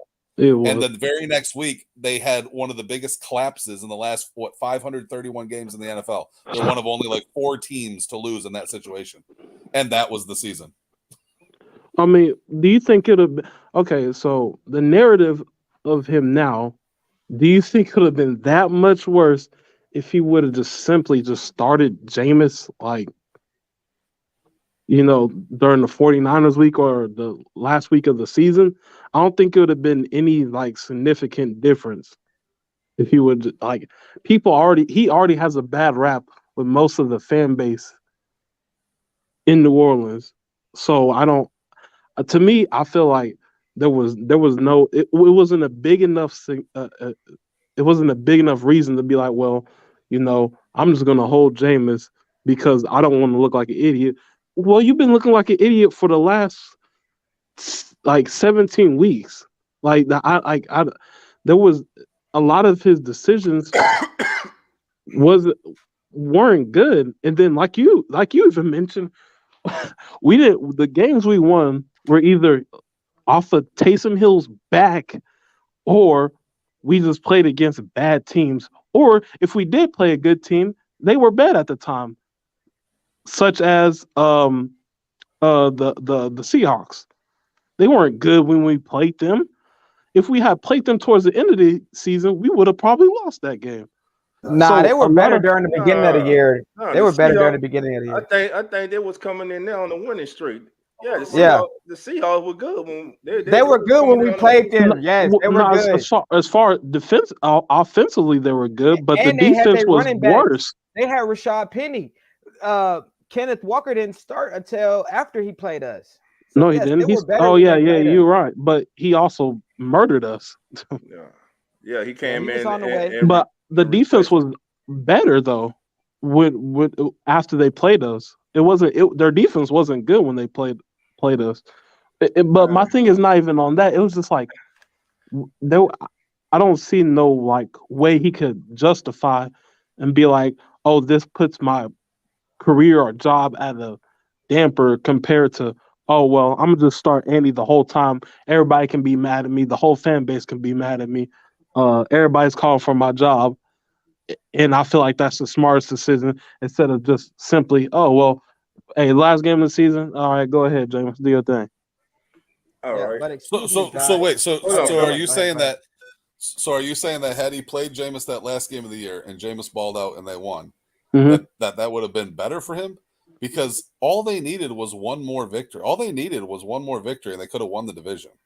And so had Jameis balled out and won, the front office people that were already upset with Dennis and that had pushed for Jameis to start earlier, for them, it's going to be, why didn't you start Jameis versus Tampa? Why didn't you start him versus the Niners? We could have made the playoffs.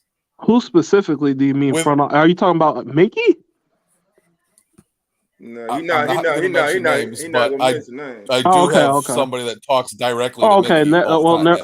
Well, in that case, are they important enough to be like, hey man, we need to switch this? And like, if the front office had a problem with it, they need to do something about it. You can't just sit back and just let him. We went 8-9. We were literally a game off from winning the division. There was little things they could have changed through any one of those weeks, anytime, and we probably win the division. But since they kept with Andy, it literally took us off the playoffs. So that's why I say, Avi, we all agree that he made a mistake not putting Jameis on IR week 2. Later on, he still continues playing Andy like week 8, week 9, week 10, week 13, and it's like during the 49ers kind of week around that time frame. Okay, if he's not 100% healthy, you like you said, he already proved to us that he thinks a broken back Jameis with fractured vertebrae is a better QB than 100% Andy Dalton. So that if he was so worried about his job or even gave a dang about the team, he would have simply just went with the guy he trusted before. So he made a lot of idiotic moves, and I'm saying that he could have just made one simple move at any time and started James at any given time after like the 8-week period, and it would have changed the outcome of our season. I think we all missing the big picture to me. The big picture is, to me, the front office failed this fan base. They failed the team. Yep. That's what I get out of it. And forget The front office failed this team. I don't give a damn what you promised Dennis Allen about having control. You see that this man has lost control. You see he's out of control. He has no plan. You know this man, he's worrying about his job. You have built, as Jameis 101 has said, you built as the GM and management of this team, you built this roster for Jameis Winston. You had a 2-year plan to see if Jameis was that quarterback, if he was that guy to take you into the future. Okay, he gets injured, he gets put out. Why? Because the coach unceremoniously puts him back in with a broke back and a messed up foot, not only in week 2, but also comes back and puts him in against Carolina, a tough defense, in week 3. I don't care if it was a division game and you're trying to win a division game. Put Taysom Hill in. That's what you got Andy Dalton for. So from what Jameis 101, from what you just listening to you, the front office, if they had a problem with how Dennis Allen was doing things and they sat back and they just watched, then on top of that, they come back this week and double down and bring him back. I got a problem with the front office. So that's why we're saying now, don't buy no more of that damn merchandise. Don't buy no more tickets until they get serious about winning. Because what this man is just informing us about, if somebody if the front office had a problem with it, do something about it. You know this man is not the man. And you double down and you bring him back. James, I'm sorry, man, but that just got. How do we know if a man with 4 fractured vertebrae is going to be healthy within that time period though that they said? Well, it's not about that though. That's not what he's saying. That's not what I'm saying about him being. The man is hurt. Right. I don't know when he would. Everybody's body's different. I don't know when Jameis probably. Let's say he'd have been healthy enough to go out there and play a good football game. The last week against Carolina. If so be it, so be it. But you have to, as a coach, during the season, you have to make decisions. You have to adjust. When you knew this kid was hurt beyond him being able to come back in 4, 5 weeks, 6 weeks, or whatever. My thing is, if he was that hurt, why not put him on injury reserve for the 6 weeks? Yeah. Put him on the injury reserve for 6 weeks. Just let him rehab. Why the hell you have him fly all the way across seas to England?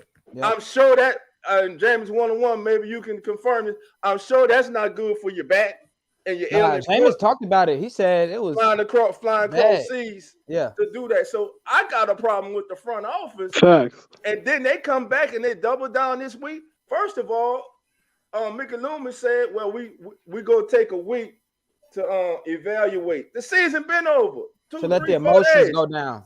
To let the emotions go down. Then you come back before the week up and you say Dennis Allen's coming back. And then just yesterday, the bombshell is dropped. Oh, this is my question for you, James. Does Jameis like the offense that Pete Carmichael had set up for him to run? From what I understand, and this goes even back to Tampa, is that Jameis would love to be in a run-first offense. That Jameis would love to be in a balanced, efficient offense. But that since 2016 till now in 2023, every quarterback that Jameis has had has wanted him to just sling it and has wanted the offense to run through him. Like there's a stat called the OSM, which is offensive share metric. And I would tweet this out year after year. And it relates to how much production from the offense comes to your arm as related to how much is coming from like yards after the catch from your receivers. And like Jameis, this is in Tampa, Jameis blew Patrick Mahomes away in that stat because it was so Jameis dependent. It was so Jameis's arm centric. Whereas Mahomes, there's a ton of yak involved in that offense. And I think everybody in Jameis's team was really disappointed to see that even after Jameis broke his back, and even after he ruptured his tendon, if you watch that Carolina game, it was still all on Jameis. They couldn't run the ball. They didn't run the ball. Jameis put up 351 yards passing that game. It was Jameis has a broke back and a ruptured tendon, and it's still all on Jameis's arm. Well, it seemed like he was avoiding Kamara. Yeah, well, and then when Alvin was actually terrible in the beginning of the year, I tweeted that out. Yeah, I was talking about that. Goodness, he was bad. They said he wasn't targeting Kamara. How many times we seen him turn around like 7 yards deep, and we still looking downfield? Well, they're top-down reads. Then that's what I'm talking about. For Jameis, top-down read, of course, right? Right, for Jameis, they're top-down reads, and so, and then when Andy comes in there, they just move over to a run-centric offense. And at one point, I think Dalton had a game this year where 37% of the plays or something were for him, meaning that 63% were handoffs to running backs or Taysom doing something out of the shotgun, etc. With Jameis, it was over 70%. It's nuts. And so, hey, well, even with the hold on. Let him finish. And so even with the broke back and even with the ruptured tendon against the Panthers, it's still all on Jameis. And then Andy comes in against a slate, a whole slew of bad defenses. And whatever is said about Seattle, Seattle's defense was on pace to be the worst defense in the history of football when the Saints played them. And Andy's given a run-first offense. Everything changed. And Andy gets to game manage, and they bring in Taysom. Jameis would love to do that. Jameis would love to be in a balanced offense. But every coach he's ever been with since 2016 has just sling it. Don't worry about the run game. You don't need one. Sling it.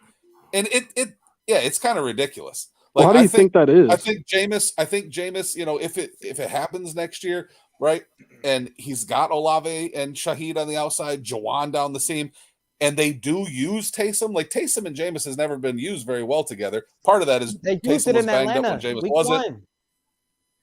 Yeah, exactly, and it worked in the first half. And part of that is Taysom's been banged up when Jameis wasn't. Jameis has been banged up when Taysom wasn't. But I would love to see Jameis in a balanced offense. I mean, I've always wanted to see Jameis in a Shanahan offense, but that's probably not going to happen. But I would love to see Jameis in a balanced offense. And so, to the question, why do I think that is? It's because coaches fall in love with his arm talent, and it's hard not to. I mean, even Bobby Hebert, who people think is sort of a Jameis basher, and I've heard a lot. Bobby Hebert fell in love with it. He's raving that after one of the practices. Oh, I was talking to Sean in the turkey hole, baby, in the turkey hole. Jameis's arm talent is ridiculous. Yep, they fall in love with him. Yeah, they do. They do, and so Jameis, in a way, he's being cursed because of his talent. Every coach sees that arm. Sword. Yep. The one coach that didn't just go crazy and fall in love with it was Sean Payton. Yep, that's why he was 6-2. And Jameis put up elite efficiency metrics because Sean, and Sean told Jameis in advance, from what I've heard, Bruce Arians is an idiot. No risk it, no biscuit is stupid. We're not going to do that. Like, Sean knew what he was doing. Right. All right, family, we're going to transition back to the NBA, check on some final scores. You had the Clippers winning 131-126 over the Spurs.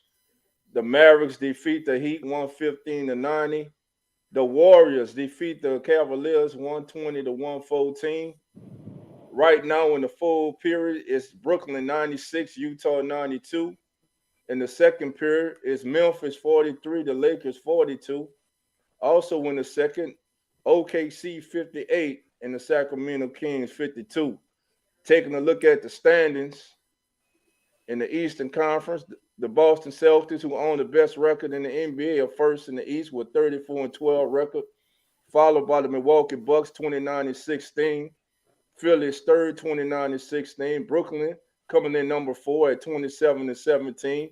A drastic change from how they started the season. The young Cavs, talented team, is 28-19, and right now the Heat are holding the last guaranteed playoff spot at 25-22 in the East.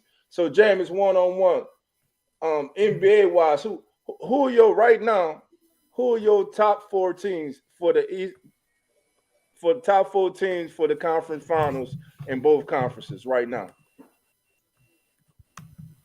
Oh, in the East, give me Milwaukee and Boston. Giannis is my dude. Gotcha. Yeah, and if both teams are fully healthy, I would take the Bucks. Okay. Yeah, I mean, I know Chris Boston's Middleton, super good. Yeah, that's what I mean. If Milwaukee's fully healthy, I think if Milwaukee was fully healthy last year, they would have won the title. It was Yeah, I agree with Golden that. State. Yep. I mean, Giannis basically owns Golden State, so I think that would have happened. The West is interesting. The West is wide open. I mean, even a team way down like the Lakers, if they end up making a trade with Westbrook or something, I don't know. But I know Denver is I think Denver is number 1 right now, aren't they? Yeah, 32 and 13. Yeah, the Grizzlies. Yeah, I mean, like the West. Yeah, the West seems kind of like inverted this year. They got like Denver, Memphis, and Sacramento all at the top, and then you've got the Suns. I think the Suns are outside the top 10 now. So yeah, I mean, just looking at the standings, I just pulled them up now. Yeah, I mean, Denver and Memphis are quite a ways ahead of everybody. And the Joker, I love the Joker. He Joker's Orthodox like me. So the last 4 NBA MVPs have all been Orthodox Christians, which is pretty cool. So yeah, I think out of that, I don't know. I mean, it's honestly wait, who's hard. the other Orthodox Christian? Giannis and the Joker. Oh, Giannis. And they're the last four MVPs. So like in America, I think like 0.8% of the population's Orthodox Christian, but the last 4 NBA MVPs are. That's pretty cool. That is cool. That's very cool. Hey, Mr. Jameis, though, I want to say just one thing before I got out. I really appreciate you coming through the show. It was a pleasure speaking with you, sir. I'm a big fan of your content, and I love your insight on the situation, and not just the Jameis situation, but just football. Period. I just love how you approach it, your attention to detail, and just what you look at. Everything is just. I really enjoy your insight, sir. So thank you for talking with us. I'm about to get out of here, but thank you, sir. All right, AK. Thank you, my brother. Have a good night. Who that? Who that? Who that? All right, now let's go. Let's get on to tomorrow's games.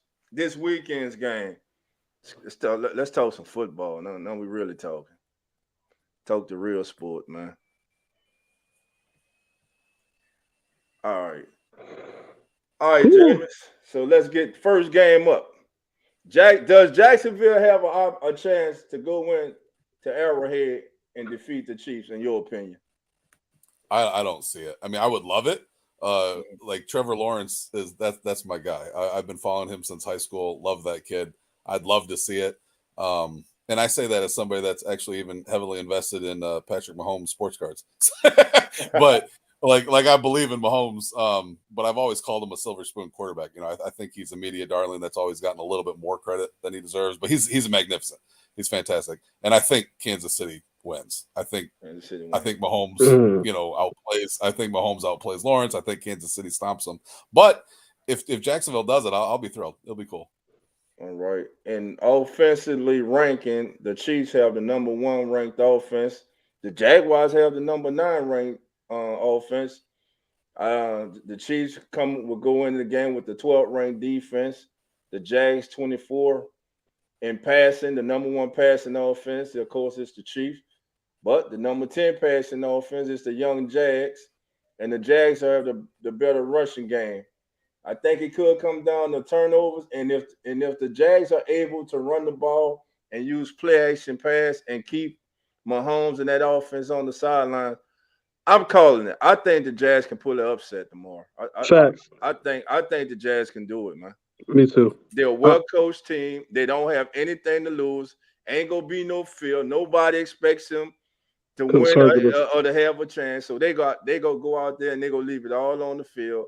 And I think they go shock the world tomorrow.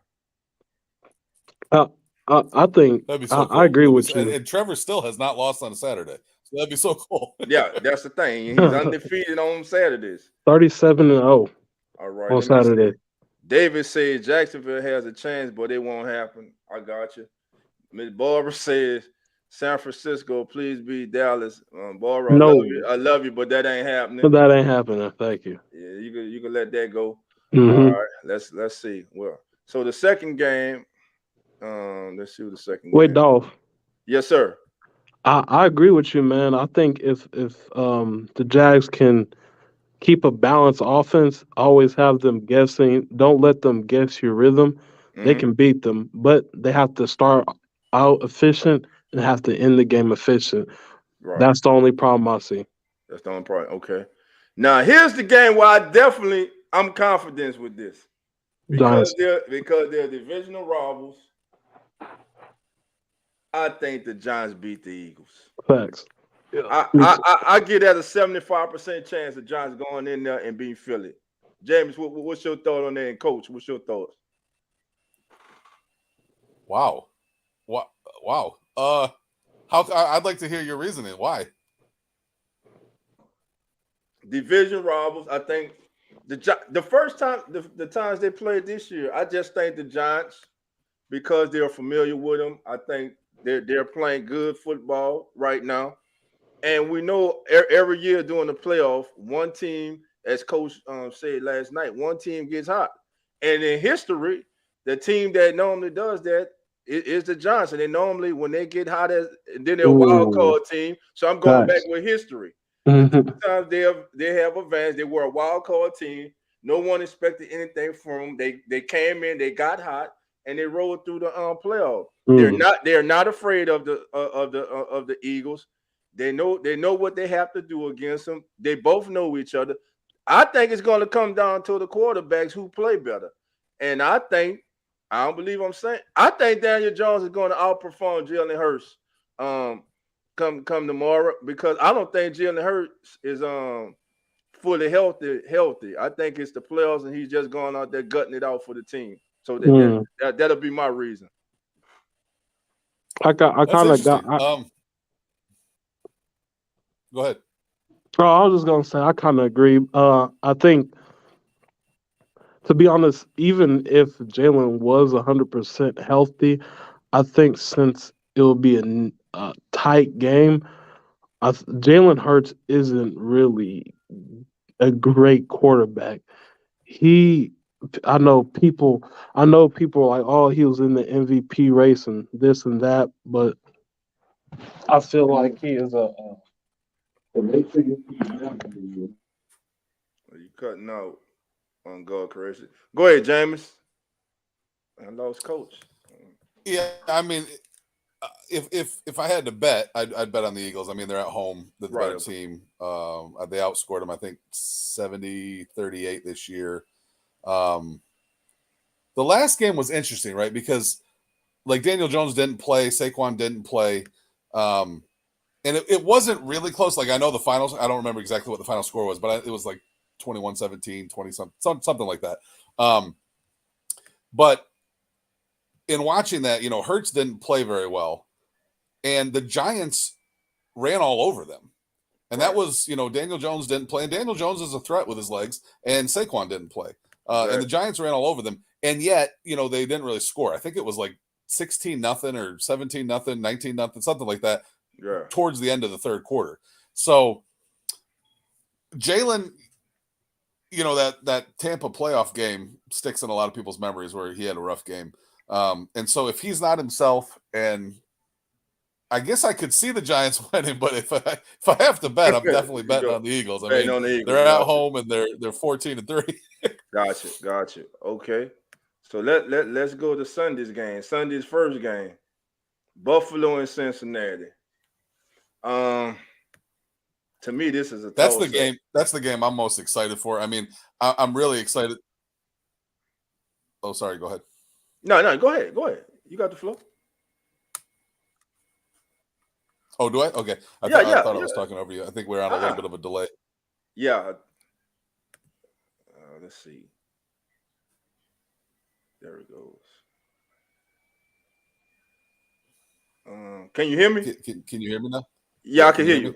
Yeah, I can hear you. Okay. I can hear you now. Okay. Yeah. I was gonna say this is the game I'm probably most excited for. I was really excited to see it in the regular season, and of course that didn't happen. So like If the Bengals were fully healthy and the Bills were fully healthy, I'd take the Bengals. I think the Bengals offense is more dynamic. Jamar Chase is one of my favorite players in the entire NFL. I think he's remarkable. But the Bengals offensive line is so beat up that it's possible, Buffalo dominates the line of scrimmage. So if I had to bet, I would bet on the Bills.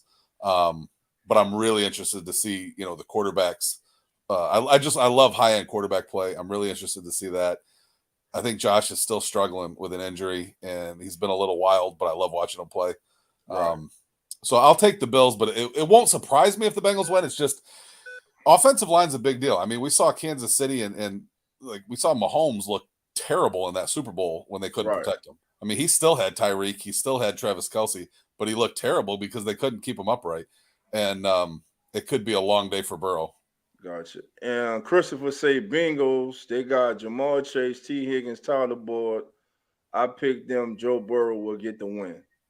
Joe Burrow's that dude. He's a difference maker, man. It's a toss-up, man. If I had to, I say the Bills only because they're at home and the emotions that are going to be wrapped up in this game. But I don't think the Bills advance to the Super Bowl this year, though.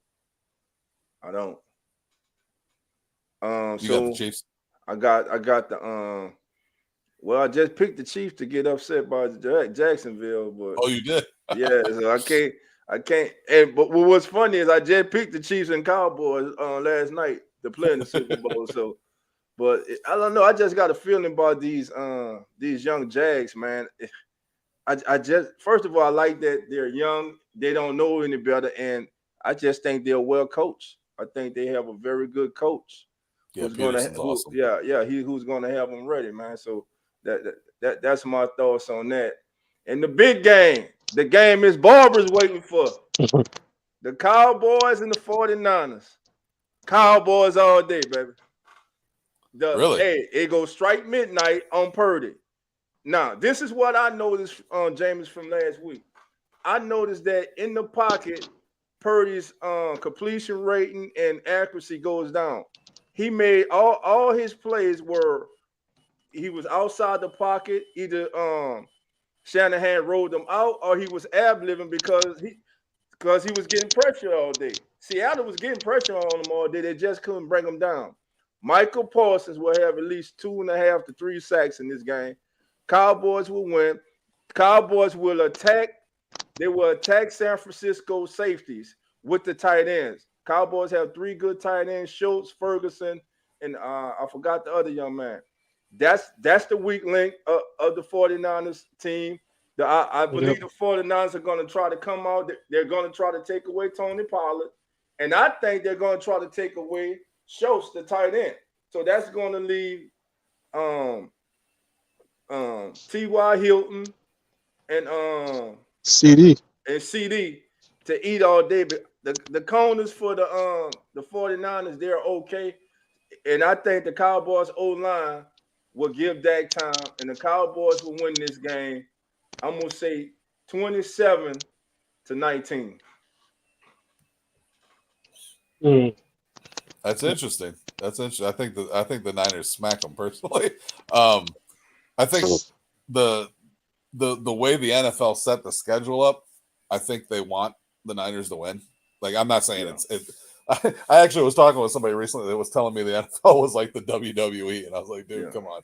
But I mean, the Niners the Cowboys played on Monday, right? And you got basically a Tuesday travel day. So you're talking like Wednesday, Thursday, Friday, Saturday. You got like 4 days to really get ready.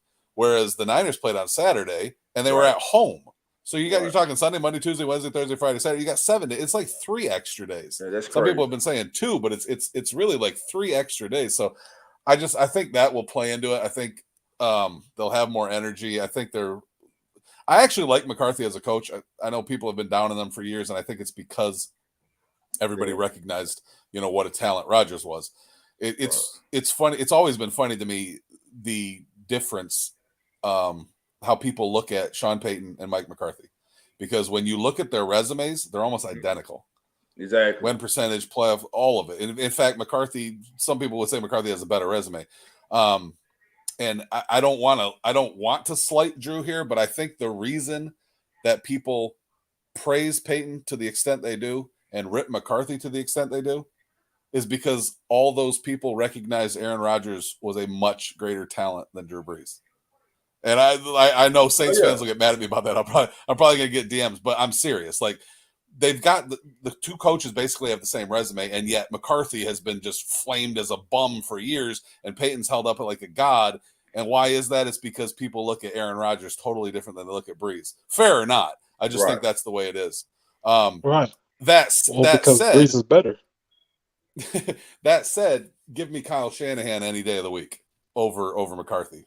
Shanahan to me is a genius. Like, I think coaching and the travel and the time of preparation is going to be the difference in the game.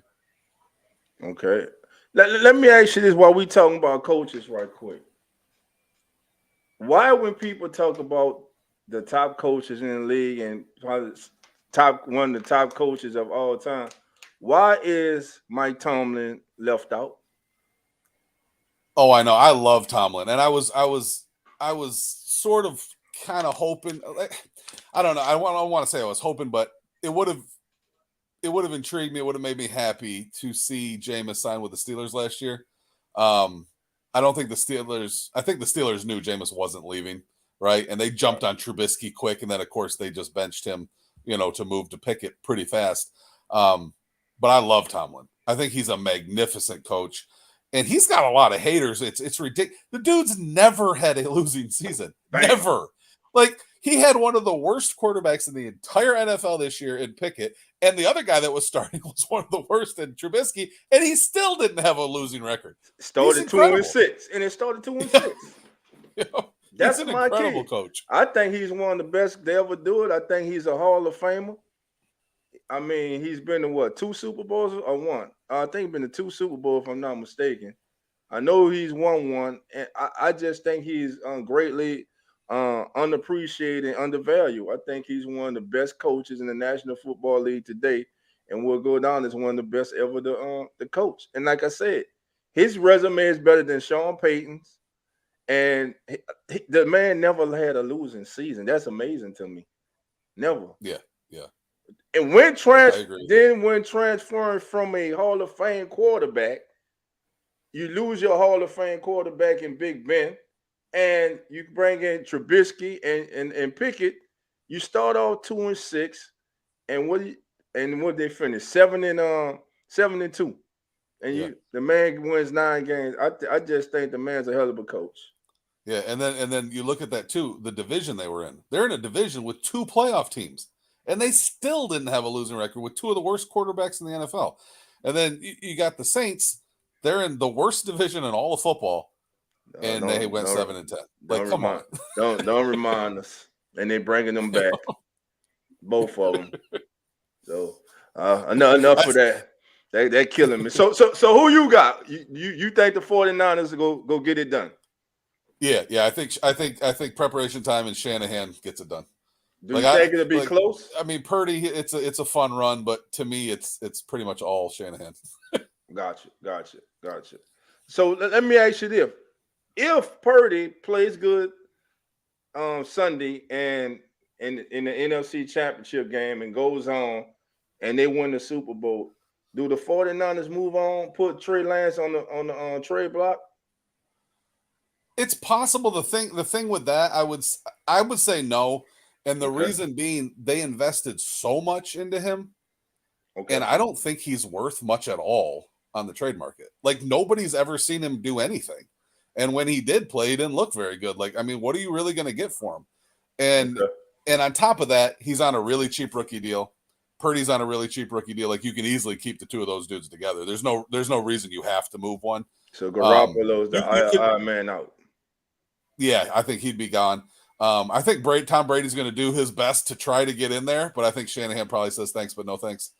Okay, so you think there's a possibility Brady wants to go to Frisco, play for Shanahan? Oh yeah. I think Brady wanted to do that before, and Shanahan said thanks, but no thanks, and I think he'll try again. I mean, honestly, like, pretty much every quarterback in the NFL would want to go play with Kyle. Like, really. Like I remember the Steph Curry stuff, right? There was a lot of Steph Curry hate for a while, Right. and it's all jealousy. Like it's all jealousy based, and it's the same thing.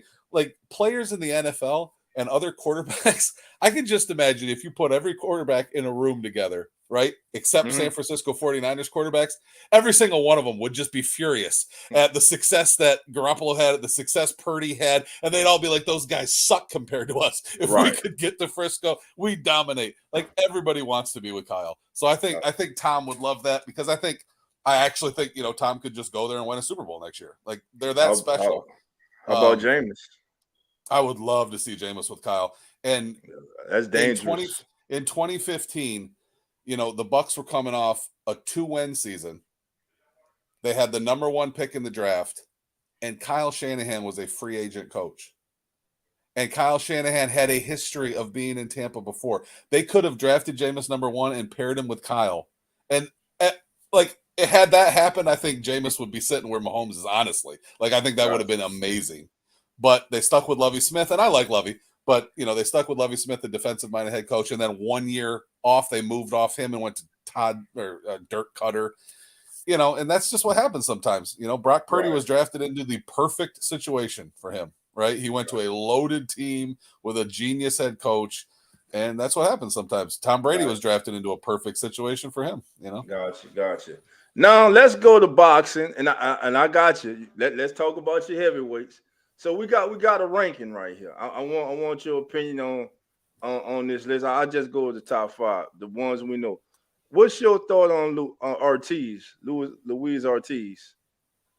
Because I think I think Ortiz is going to fight. I think he's about to fight Wilder, if I'm not mistaken, or Ruiz, I believe, one of them. So, what's your thoughts on him? Yeah, to me, give me Wilder. That one punch power is crazy. I think the class of the heavyweights is Fury and Usyk, and I want to see them fight. I know I want to see it be a 4-belt fight, right? Like there's never been a 4-belt unification heavyweight title fight in history, and that's what I want to see. That I want all the belts on the line. Now they're talking about maybe that won't happen, but I want to see that bad. And I love both Fury and Usyk, and then Wilder for me would be number 3 in the heavyweight division. I never knew Usyk had all these belts, man. He got up. So he's a bad boy. He's 20-0. Hasn't lost. Wow. So I thought Fury had the WBA and the IBF. Did he get stripped of them? No, Fury's got 2 and Usyk's got 2. And Fury's got 2. Okay, because here on the ranking they got Usyk as number 1 as pound for pound, the best heavyweight right now. And they got Tyson Fury ranked number 2. What's your thoughts on Joe Joyce? I haven't seen him. I'm gonna have to watch some video on him. I see he's 15-0. Never heard of him. Yeah. I don't think he'd take Fury or Usyk. Gotcha. Now, the most disappointing of the heavyweights to me is Anthony Joshua. I think he's built like a Greek god, but he don't fight like one. He don't fight like one. And what Ruiz did to him was it's just insane, man. Yeah, you're right. Built like a Greek god. Built like Tarzan, fight like Jane. So man. But look, Jameis, man, again, I want to thank you, man, on behalf of myself and my co-host, Coach Rock, and the Keeping It Real family, man. You are now family. You're welcome back anytime, man. We thank you for taking the time out this evening to come enlighten us and share your knowledge of Jameis Winston, the NFL, the NBA, boxing, just everything, man. We truly enjoyed it, man. And again, I appreciate you, man. And I look forward to having you back on the show. Like I say, anytime, man. Anytime you want to drop some nuggets or anything, man, just feel free to come on over, man. And man, let me ask you this, man. Like some of the like the metrics and everything that you where would I go to look those things up? Is there a particular site I go to, or is it in? Yeah, well, there's multiple sites. Like ProFootballReference.com is a good one, and that's it's an easy one to navigate. Both for team stats and player stats. Next Gen Stats for the NFL. Next Gen Stats is a good one. Football Outsiders, but I mean, there's a lot of different ones, right? Like there used to be certain sites that would only have a particular stat that you couldn't find anywhere else, Okay. and now there's sites that generally have all of them. But I would say Next Gen is easy to use, fun to use, and Pro Football Reference. Okay. Well, man, again, I appreciate you, man. Thank you, my brother. Your family, anytime, man. You're welcome anytime. And I'll definitely be hollering at you on Twitter and watch you argue with people. So I had a lot of fun, brother. Thanks for having me on. Man, anytime, man. Again, thank you for being here. So keeping it real, family. Let's give a big thank you to the one and only author Jameis 101. He's family now, man, and we go see if his predictions or mine come through starting tomorrow. So with that saying, my brother, you have a good night, and we'll talk to you later. You too, brother. All right, thank you. All right, family. Listen, it got 23 of us in here now. I ask everyone to please hit that like bell. If it was your first time, subscribe. And I ask everyone to please share this show on your social media platforms. L-Dub, thank you, bro. It's a great show because of you guys, because of our guest, Jameis 101. I want to thank Garden Creation, a.k.a. The Scientist. Of course, my co-host, Coach Rock. Man, listen, everybody in the chat. Hey, Malik, man, you had some great. Thank you, my brother. David, as always, family. Barbara, Christopher. Hoodie came through. Hoodie, Eric, OG, Zach, real fan. Carlos and PJ, aka The Scientist. Marley Mall. Demetrius, thank you, Demetrius, for coming on, my brother. Thank you, Greg. Thank you for being here. Who else I got? Wallace, thank you for being in the house, my brother. I saw you in the chat. Knew you was here, baby. Number one Saint fan. Who that Dana? Miss Barbara. Love you guys. Thank you. Discipline is the key. Welcome to the family. Hit that like bell. Subscribe. Welcome to the family. Thank you for being here. Y'all know how we do. Well, look, I'm about to get on out here, and y'all know how we go out. Love and who that. And we talk to you guys later. Have a good night, family.